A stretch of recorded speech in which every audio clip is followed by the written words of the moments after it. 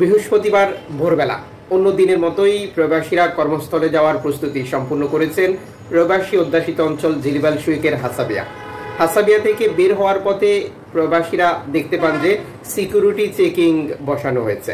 বিভিন্ন গাড়িকে ইশারা দিচ্ছে, যেগুলো সাইড করা হচ্ছে এবং চেক করা হচ্ছে। এই হচ্ছে বর্তমান কুয়েতের অবস্থা। স্বরাষ্ট্র মন্ত্রণালয় বৃহস্পতিবার ভোরে হঠাৎ করে যে অভিযান পরিচালনা করেছিল জিলিবাল শুয়েক হাসাবিয়াকে উদ্দেশ্য করে, তার বিস্তারিত এমওআই মাইক্রোব্লগিং সাইট এক্স সাবেক টুইটারে তথ্য দিয়েছে। এই প্রতিবেদনটি অন্য প্রতিবেদনগুলোর মতোই একবারে ক্লিয়ার, যেখানে আকাম আইন লঙ্ঘন, শ্রম আইন লঙ্ঘনকারীদের আটক করা হয়েছে। এই সকল লোকজনকে আটক করার পর কুয়েত থেকে নির্বাসিত করা হবে, আর কখনোই কুয়েতে প্রবেশ করতে দেওয়া হবে না। দীর্ঘদিন থেকে এই প্রবাসী অধ্যাসিত অঞ্চলগুলো টার্গেট করে নিরাপত্তা বাহিনী এই অভিযানগুলো পরিচালনা করছে। এই অভিযানগুলো বন্ধ হতো যদি অভিযানে কোনো লোকজন আটক না হতো বা যে ধরনের আইনের লঙ্ঘনের অভিযোগে অভিযুক্ত করা হচ্ছে সেগুলো শনাক্ত না হতো। আরব দেশগুলোর একটি কমন বিষয় হচ্ছে কোনো একটি বিষয় সামনে আসলে সেটি নিয়ে পুঙ্খানুপুঙ্খানু তদন্ত করা এবং এটি শেষ পর্যন্ত শেষ করা, যা আমরা দেখতে পাচ্ছি কুয়েতেও। কুয়েত তার বাইরে নয়।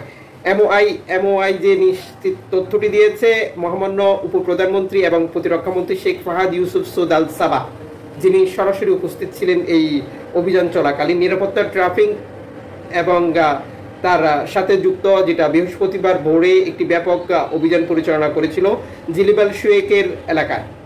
এই সময় জেনারেল ডিপার্টমেন্টের আরও বেশ কয়েকটি পার্ট যুক্ত করে ত্রিপক্ষীয় এই অভিযান পরিচালনা করে, যেখানে 800টি ট্রাফিক আইনের লঙ্ঘন নথিভুক্ত করা হয়েছে। বাসস্থান এবং শ্রম আইন লঙ্ঘনের জন্য 11 জনকে গ্রেপ্তার করা হয়েছে। 6 জনকে পরিচয়পত্র ছাড়াই গ্রেপ্তার করা হয়েছে। 15 জনকে, যারা ওয়ান্টেড হিসেবে ছিল আদালতের নির্দেশনা অনুযায়ী। 10 জনকে ফৌজদারি মৃত্যুদণ্ডের জন্য জিজ্ঞাসাবাদ করা হবে।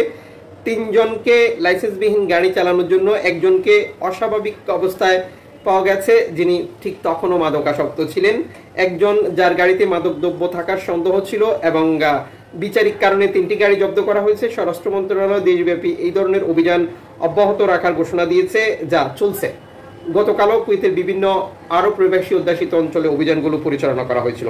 এখানে আমাদের যে বিষয়টা উল্লেখযোগ্য ভাবা উচিত বা এটি নিয়ে আমাদের কাজ করা উচিত, তা হচ্ছে 11 জন শ্রম আইন লঙ্ঘনে গ্রেপ্তার হয়েছে। তার মানে কফিল কোম্পানি স্পন্সরের অনুমতি ব্যতীত বাইরে কাজ করছে, আর যে অভিযোগে তাদেরকে অভিযুক্ত করা হচ্ছে তাদেরকে আর কি করবে তা আমরা গত 3 বছর থেকে দেখছি।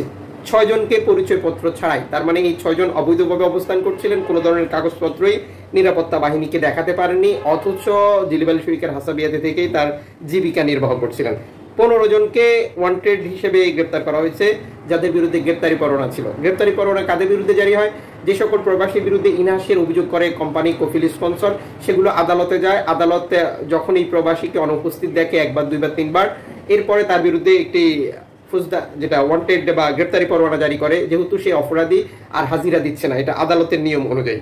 সে উপস্থিত হলে হয়তো বুঝে যেত যে তার অপরাধ ছিল না ছিল। এছাড়া 3 জন বা বাকি তথ্যগুলো নাই জানলাম। এই হচ্ছে বর্তমান কুয়েতের পরিস্থিতি। নিরাপদ থাকুক আমাদের প্রতিটি প্রবাসী, নিরাপদ হোক তাদের প্রবাস জীবন, এটি আমাদের কামনা। যুক্ত থাকুন এভাবেই কুয়েতের নিত্য নতুন তথ্যগুলো দেখার জন্য।